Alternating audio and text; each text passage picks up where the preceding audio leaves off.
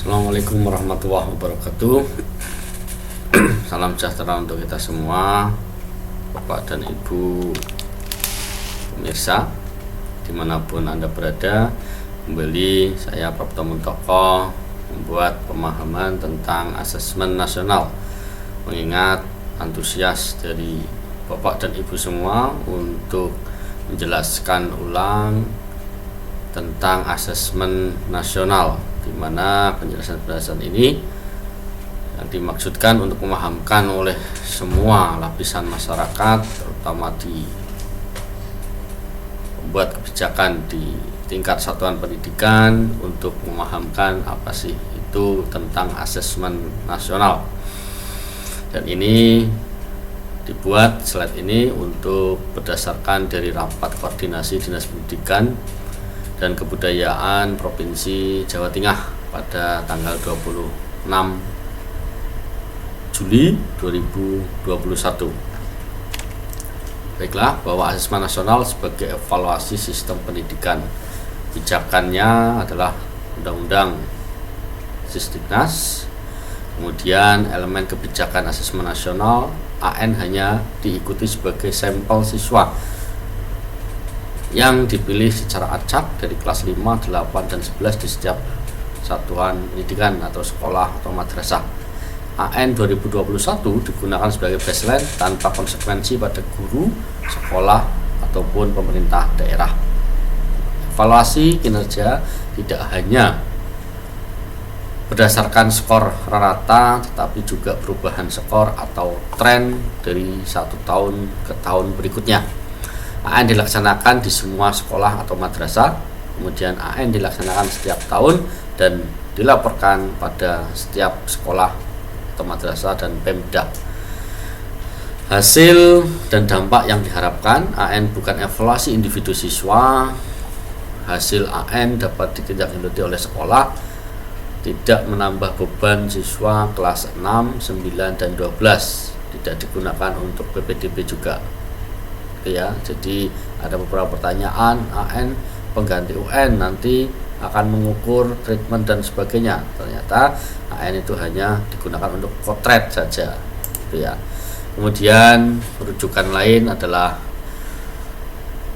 Peraturan Menteri Pendidikan, Kebudayaan, Riset dan Teknologi Republik Indonesia nomor 17 tahun 2021 tentang asesmen nasional, yang untuk surat pengantarnya penyampaian surat salinan Peraturan Menteri Pendidikan, Kebudayaan, Riset dan Teknologi RI itu tertanggal 26 Juli 2021.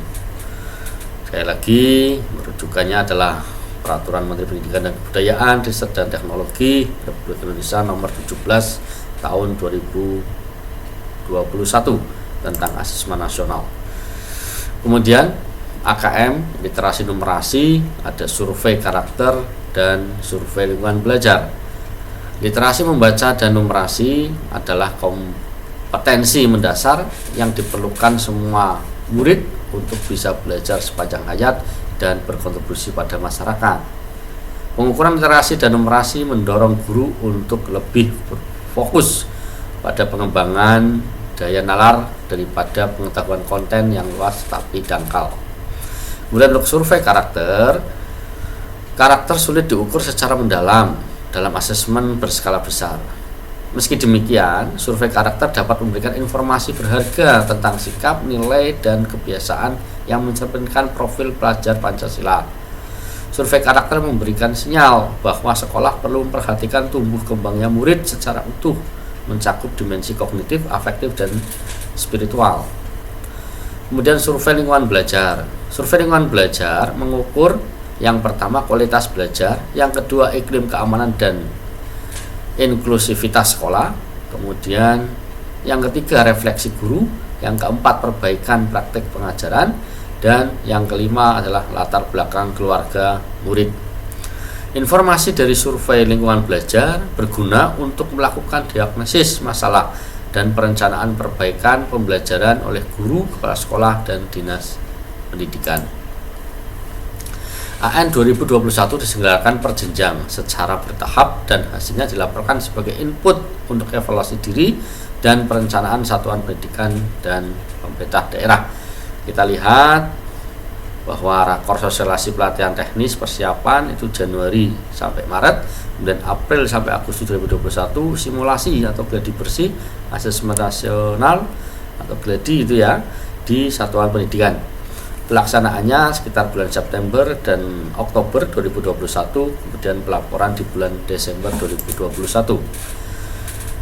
Ada beberapa pertanyaan yang masuk tentang apa sih bedanya UN dan AN. Nah, ujian nasional atau UN itu yang pertama menilai hasil belajar peserta didik pada akhir jenjang. Kedua, mengukur capaian individual peserta didik. Yang ketiga, peserta di seluruh peserta didik kelas 9 dan kelas 12. Artinya kelas 3 untuk SMP, kemudian kelas 3 untuk SMA. Kemudian laporan individual peserta didik atau SHUN, sertifikat hasil ujian nasional. Nah, ketik beda dengan asesmen nasional. Kalau asesmen nasional itu mengevaluasi kualitas pendidikan secara keseluruhan, memotret input, proses, dan hasil belajar pada satuan pendidikan. Kemudian pesertanya meliputi siswa sampel kelas 5, 8, 11. Kalau kelas 5 berarti kelas 5 SD, kelas 8 berarti kelas 2 SMP, kemudian kelas 11 adalah kelas 2 dari jenjang SMA gitu ya. Kemudian guru dan kepala sekolah. Kemudian yang terakhir, laporannya adalah laporan satuan pendidikan, bukan individual. Perbedaan UN dan AKM pada AN. AKM itu adalah asesmen kompetensi minimal. Untuk format soal, kalau UN ada pilihan ganda dan isian singkat. Kalau AKM ada pilihan ganda kompleks menjodohkan isian singkat dan uraian. Untuk komposisinya, kalau UN itu 40%, aplikasi 40%, penalaran 20%. Tapi kalau AKM pengetahuan 20%, aplikasi 50%, penalaran 30%. Konteksnya 50% soal UN tidak menggunakan konteks. Kemudian AKM semua soal diberikan konteks personal, sosial, budaya, dan sains. Teks untuk stimulus soal panjangnya kalau UN 2-3 paragraf atau 100 kata. Kalau AKM panjang bergradasi sesuai kelas. Di kelas 11 panjang teks 700 kata, teks disertai ilustrasi dan infografis lainnya. Format jawaban tunggal untuk UN. Kalau AKM disediakan soal dengan yang terbuka. Nah, komponen AKM seperti yang sudah dijelaskan di konten sebelumnya, bahwa ada literasi membaca, numerasi, bentuk soalnya juga ada objektif, itu pilihan ganda kompleks menjodohkan isian, dan soal-soal non objektif atau esai. Murid, guru, dan sekolah tidak perlu memerlukan persiapan khusus menghadapi AN. Yang perlu dilakukan adalah merefleksi dan memperbaiki mutu pembelajaran. Murid tidak usah mempersiapkan, guru meningkatkan kemampuan melakukan asesmen, sekolah memfasilitasi guru dan melakukan refleksi. Kemudian untuk orang tua tidak perlu mencari bimbingan belajar atau buku-buku latihan AN. Lebih baik mendorong anak untuk membaca secara luas dan mengembangkan minat secara mendalam.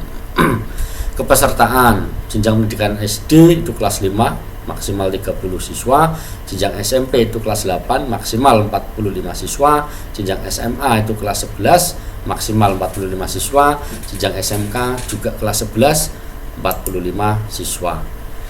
Persiapan dan rencana pelaksanaan asesmen nasional, kepesertaan kepala sekolah dan pendidik.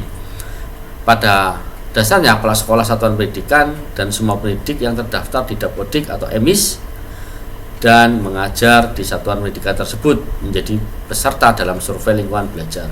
Pendidik yang mengajar lebih dari satu pendidikan mengisi survei lingkungan belajar di setiap satuan pendidikan yang diajar. Kepala sekolah yang memimpin lebih dari satu satuan pendidikan mengisi survei lingkungan belajar di setiap satuan pendidikan yang dipimpin. Artinya guru A mengajar di sekolah A dan sekolah B, sekolah 1 dan sekolah 2, maka guru A ini juga mengerjakan sebagai peserta survei lingkungan belajar di sekolah 1 dan sekolah 2. Begitu juga kepala sekolah. Kemudian pelaksanaannya berbasis komputer, daring dan semi daring. Kemudian Untuk pergantian peserta sampel, peserta cadangan diperbolehkan. Di situ teknisnya adalah 5 untuk cadangan, barangkali pada saat hari H ada siswa yang mundur diri, sakit atau sebagainya. Kemudian infrastruktur TIK yang disiapkan juga harus kompleks. Di sini bekerjasama dengan operator sekolah tentang komponen komputer proktor, komputer klien, aplikasi dan topologi. Semuanya dari semi online dan online, bahwa bentuk desktop atau PC all, bukan laptop. Kemudian HD sampai pada RAM, CPU sampai pada operating sistemnya, gitu ya, secara detail telah harus dipersiapkan secara matang. Kemudian gotong royong pelaksanaan ASES nasional.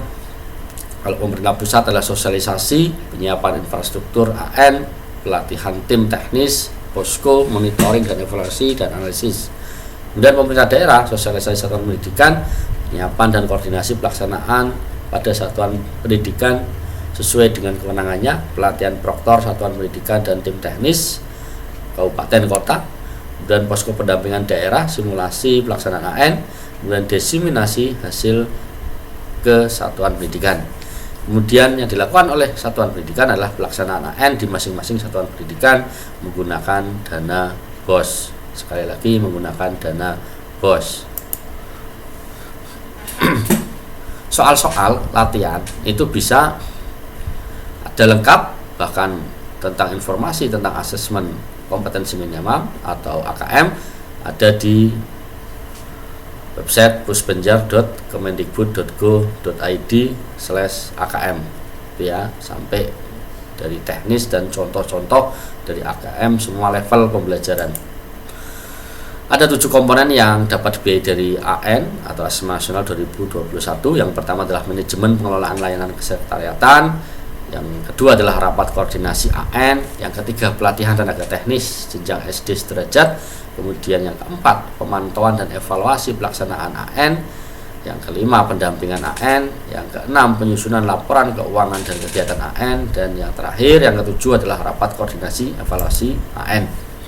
Lini masa kegiatan pelaksanaan AN 2021, Juni itu pembentukan panitia AN, kemudian pembukaan rekening AN dan sebagainya, kemudian Juli ya rapat koordinasi, kemudian Agustus pendampingan simulasi AN, pelaporan TUP ke pusat, kemudian pengajuan TUP berikutnya. September adalah pelaksanaan AN jenjang SMK, SMA, SMP sederajat. Ya, sekali lagi bulan-bulan September adalah pelaksanaan AN untuk jenjang SMK, SMA, SMP. Kemudian bulan Oktober adalah pelaksanaan AN jenjang SD sederajat, pendampingan pelaksanaan AN. Kemudian untuk evaluasi, rapat koordinasi, penyerahan laporan adalah bulan November, Desember. Alokasi waktu hari pertama dan hari kedua. Untuk jenjang SD, tes literasi 75 menit, survei karakter 20 menit. Hari kedua, tes numerasi 75 menit, survei lingkungan belajar 20 menit. Di jenjang SMP, MTS, SMA, MA atau SMK, hari pertama itu adalah tes literasi 90 menit, survei karakter 30 menit. Di hari yang kedua, tes numerasi 90 menit, survei lingkungan belajar 30 menit. Rancangan jadwal pelaksanaan asesmen nasional terdiri dari AKM, survei karakter, dan survei lingkungan belajar. Untuk jenjang SMK itu tanggal 6 sampai 9 September, jenjang SMA 13 sampai 16 September, SMP 27 sampai 30 September, kemudian paket C itu disamakan dengan jenjang SMK 6 sampai 9 September. Kemudian jenjang paket B disamakan dengan SMP 27 sampai 30 September. Kemudian jenjang paket A dan jenjang SD itu sama di tanggal 27 sampai 30 September. Kemudian ini adalah teknis jam atau durasi di jenjang SD, SMP, SMA, SMK sederajat di hari pertama, sesi pertama itu jam 7 sampai 7.30 persiapan tes, 7.30 sampai 9 itu literasi, 9 sampai 9.15 penjelasan survei, kemudian 9.15 sampai 9.45 survei. Sesi yang kedua jam 10 sampai 10.30 persiapan tes, 10.30 sampai 12.00 adalah literasi, jam 12 sampai 12.15 penjelasan survei, kemudian jam 12.15 sampai 12.45 adalah survei. Di sesi yang ketiga itu jam 13 sampai 13.30 persiapan tes, 13.30 sampai 15 adalah literasi, 15 sampai 15.15 penjelasan survei, kemudian 15.15 sampai 15.45 adalah survei. Di hari kedua, sesi pertama juga sama, sesi kedua juga sama, sesi yang ketiga juga sama. Ada persiapan tes, ada numerasi, ada penjelasan survei dan survei. Demikian informasi, mudah-mudahan bermanfaat, pemahaman tentang asesmen nasional secara menyeluruh. Sekian, Assalamualaikum warahmatullahi wabarakatuh.